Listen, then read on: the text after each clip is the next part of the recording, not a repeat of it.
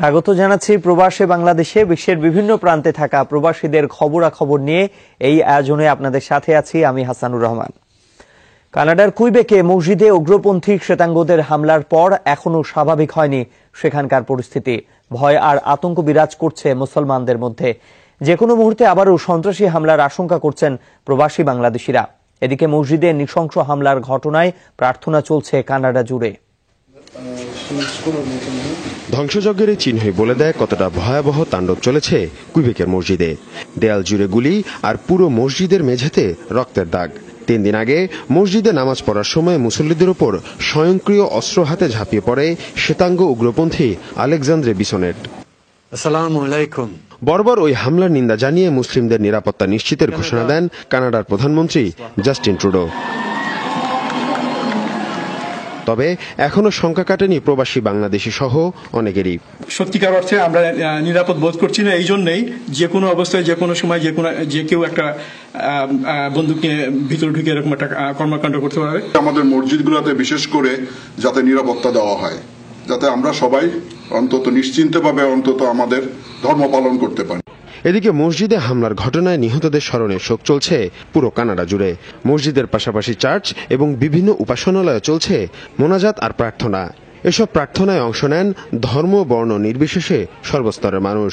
নিহতদের স্মরণে বিভিন্ন স্থানে ফুলেল শ্রদ্ধাও জানানো হয়। বিশেষ প্রার্থনা হয় কুইবেক সেন্ট্রাল চার্চে। এ সময় ধর্মীয় সংখ্যালঘুদের উপর নির্যাতন বন্ধের আহ্বান জানান খ্রিস্টান নেতারা। মীর মুশফিক হাসান, যমুনা নিউজ। দর্শক, এই বিষয়ে কথা বলতে কানাডা থেকে সরাসরি আমাদের সাথে যোগ দিচ্ছেন সহকর্মী তানভীর ইউসুফ রনি। রনি, কুইবেক হামলায় 3 দিনের বেশি হতে চলল, তো এখন কি অবস্থা সেখানকার মুসলমানদের? হাসান, ধন্যবাদ। এখন এখানে বর্তমানে যেটা চলছে, আমাদের যে কুইবেক যেখানে ঘটনাস্থল ছিল সেখান থেকে প্রায় 40 কিলোমিটার রেডিয়াসের মধ্যে 2টা মসজিদ আরো আছে।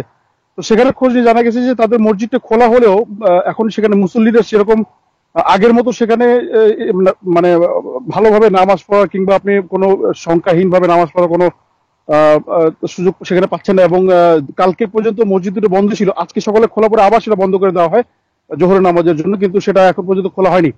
আর আমাদের মন্ট্রিয়াল সহ আমি টরন্টো, অটোয়া, হ্যালিফ্যাক্স, তারপর আপনার ওই যে কি বলে হ্যালিফ্যাক্স সহ বেশ কয়েকটি বাংলাদেশি কানাডা বড় কয়েকটি শহরে বাংলাদেশি পরিচালিত কয়েকটি মসজিদ আমি আলাপ করে দেখেছি। সবারই একই অবস্থা। তারা চিন্তা করছেন কুইবেক সিটি পরে হয়তো বা কানাডার অন্য কোনো স্থানে এরকম কোনো সন্ত্রাসী হামলা হতে পারে। রনি, মসজিদগুলোকে ঘিরে কোনো নিরাপত্তা ব্যবস্থা কি নেওয়া হয়েছে? আমি কালকে আমাদের মন্ট্রিয়ালে বাংলাদেশ অধ্যুষিত একটি মসজিদে গিয়েছিলাম। তো সেখানে আমি পুলিশের গাড়ি দেখতে পেয়েছি। তো এখানকার মসজিদ কমিটির একজনের সাথে আমি কথা বললাম। উনি বললেন যে এখানে পুলিশের সাথে এই ঘটনার পরে স্থানীয় যে পুলিশ প্রশাসন তাদের সাথে তারা যোগাযোগ করেছে এবং পুলিশ প্রশাসন তাদেরকে আস্থা দিয়েছে যে কোনো ধরনের হামলার আগেই পুলিশ এখানে তারা ব্যবস্থা নিতে পারবে এবং এই জন্য টহল বাড়িয়ে দিবে। কিন্তু কেউ কেউ অভিযোগ করছেন যে পুলিশ এই ধরনের কথা বললেও সেরকম কোনো টহল তাদের চোখে পড়ছে না এবং বেশিরভাগ ক্ষেত্রেই দেখা যাচ্ছে যে পুলিশের গাড়ি একটা কিংবা 2টা সেখানে থাকছে, কিন্তু কন্টিনিউয়াসলি যে থাকার কথাটা সেরকম কোনো জিনিস এখানে এখন চোখে পড়ছে না। রনি, আপনাকে ধন্যবাদ আমাদের সাথে যোগ দেবার জন্য।